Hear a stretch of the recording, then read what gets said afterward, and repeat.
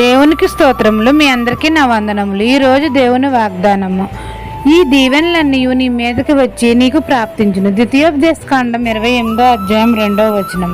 మన దేవుడైన యెహోవా మాట మనం అందరము శ్రద్ధగా విని వాటిని గైకొనని ఎడల తండ్రి దీవెనలన్నీ మన మీదకి వచ్చి మనల్ని ప్రాప్తిస్తాయి అని మనల్ని దీవిస్తున్నారు. తండ్రి మనల్ని భూమి మీద ఉన్న సమస్త జన్మల కంటే మనల్ని హెచ్చిస్తాడు.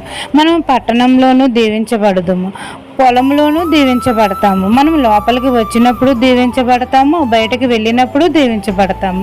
మన గంపయు పిండి పిసుకు తొట్టియు దీవించబడతాయి.